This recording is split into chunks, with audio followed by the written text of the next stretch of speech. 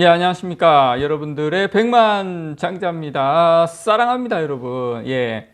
저의 관전 포인트는요. 저의 관전 포인트는 지금 삼성전자 아직까지 5일선 밑에 있거든요. 어제 이제 양봉을 좀 냈지만 500원 상승했지만 그래서 언제 삼성전자가 5일선 위에 올라타느냐. 올라타면 또 이제 쭉 가지 않습니까? 이제 그게 가장 큰 관전 포인트다라는 거 여러분께 말씀을 좀 드리면서 오늘 여러분께 소개해드릴 소식은 비즈니스 포스트에서 나온 TSMC보다 비싸진 삼성전자 주식, 삼성증권 메모리 기업 고포에 사라. 자, TSMC보다 비싸지 왜 비싸졌는지 그것도 설명을 드리고요. 중요한 거는 메모리 기업을 고포에 사라. 왜 고포에 사라고 하는지 그 내용을 여러분들에게 말씀을 드리도록 하겠습니다. 요 부분에 대해서 조금이라도 삼성전자 실적, 퍼 이런 거에 대해서 좀 고민이신 분들은 오늘 제 영상을 보시면 머릿속이 깔끔하게 정리가 되지 않을까 그렇게 생각합니다.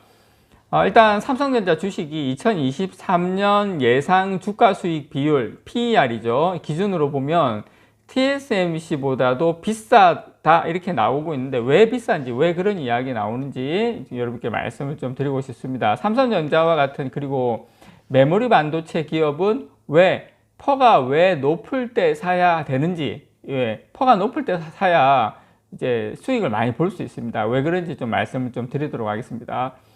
일단 워렌 버핏이 샀죠. TSMC 2023년 예상 PER이 블룸버그 컨센서스 기준입니다. 참고로 2023년 내년이죠. 12.9배. 자, 삼성전자는 14.8배. TSMC가 더 낮아요. PER이. 그래서 TSMC 주식이 삼성전자보다도 싸진 거 아니냐 이렇게 이야기가 나오고 있죠. 그래서 주가 수익 비율 PER은 주가가 그 회사 한 주당 순이익이 몇 배가 되는가 그걸 이야기하는 지표입니다, 여러분. 예를 들어서 시가총액이 100조다.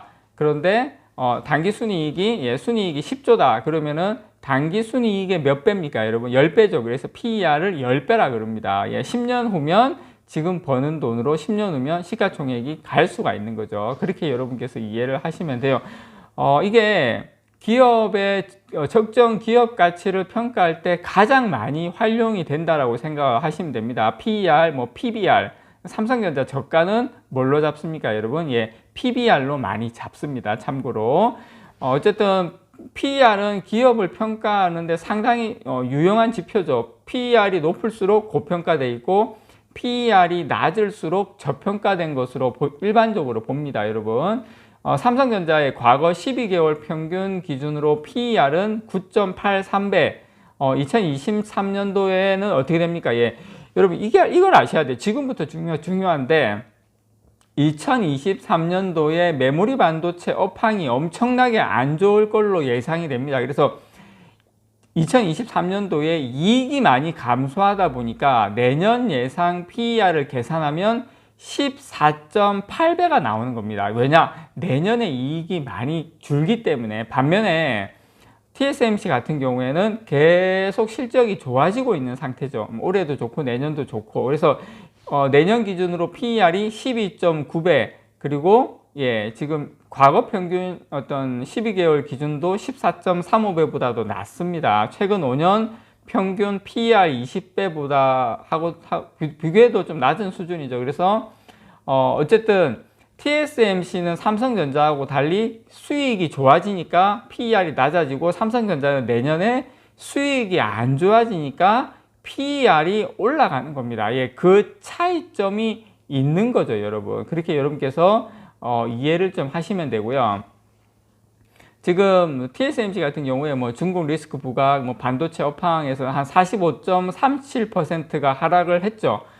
삼성전자 같은 경우에는 최고점 대비 37.4%? 그 정도 하락을 했습니다. 자, 여기서 우리가 또 환율을 좀 생각을 해볼 필요가 있을 것 같아요. 지금 삼성전자는 최고가 대비 올해 기준으로 보면 이 원화 기준으로는 40.6% 그 정도 됩니다. 그러니까 작년부터 다 해서 올해 말고 제가 방금 말씀드린 올해 말고 완전히 최고가 96,800원입니까? 작년 1월 달에 그 최고가 대비로 원화 기준으로는 46%가 하락을 했는데, 이 달러 기준은 고가에 한 88달러, 저가에 한 36달러로 고점 대비 58%가 하락을 한 거예요. 무슨 말이냐면 원화는 46%인데 외국인들이 사는 기준은 물론 원화로 사지만 본인들의 달러를 환산시켜서 사기 때문에 외국인들이 봤을 때 지금의 삼성전자는 한 거의 60% 고점 대비 할인된 가격이다. 예. 추가로 환율이 좀 뭐 약해지지는 않겠지만 어쨌든 삼성전자가 이 정도 가격이면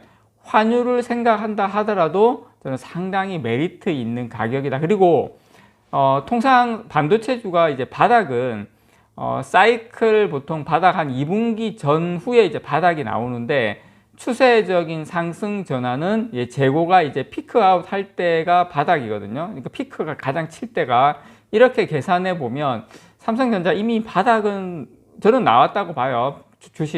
주식으로는 재고도 거의 지금 피크이기 때문에. 그래서 추세적 상승인 이 재고 피크아웃은 1분기 전으로 보고 있는 것 같아요. 재고 피크아웃은. 그래서 이제 그거보다 조금 더 오니까 삼성전자 주가는 바닥이라고 봅니다. 어쨌든 지금 환율로 기준으로 본다면 삼성전자 주가는 상당히 싸다라고 여러분께 말씀을 좀 드리고 싶습니다. 삼성전자는 이 메모리 사이클의 등락으로 이제 업황이 악화되면 이익이 급격히 줄어들어서 퍼는 상당히 비싸 보이죠. 메모리 주식은 고퍼에 사라는 이유가 바로 거기에 있는 겁니다. 근데 주가는 거기서부터 반등을 하기 시작을 하는 겁니다. 그래서 삼성전자 주가의 퍼와 주가가 흐름은 완전히 이제 반대로 가기 때문에 그때부터 사야 된다. 그래서 삼성전자는 메모리 반도체 업황이 악화돼서 퍼가 높아진 시기에 사서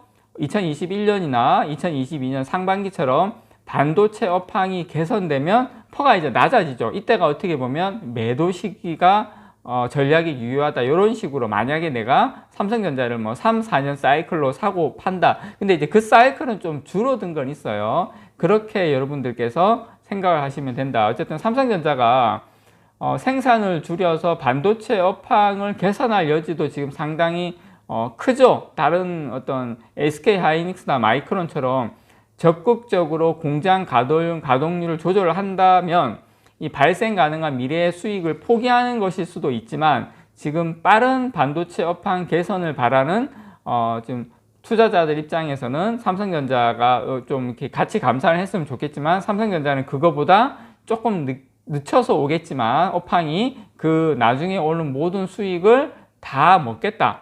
그런 전략으로 가고 있다라고 생각을 하시면 됩니다. 그래서 삼성전자가 지금 고퍼가 되고 내년에 고퍼가 되는 이유는 실적이 이제 하향되다 보니까 고퍼가 되는데 근데 실적이 하향될 때 주가는 그때부터 바닥을 찍고 가기 때문에 그런 이야기가 나올 때 삼성전자를 적극 매수해야 된다. 그렇게 여러분들께서 이해를 하시면 되고요. 외국인들 입장에서는 지금 삼성전자는 달러 기준으로 환산하면 예전보다 훨씬 더 싸다. 우리가 느끼는 것보다 훨씬 더 싸다라는 거 여러분들께 말씀을 좀 드립니다. 이상 여러분들의 백만장자였습니다. 사랑합니다, 여러분.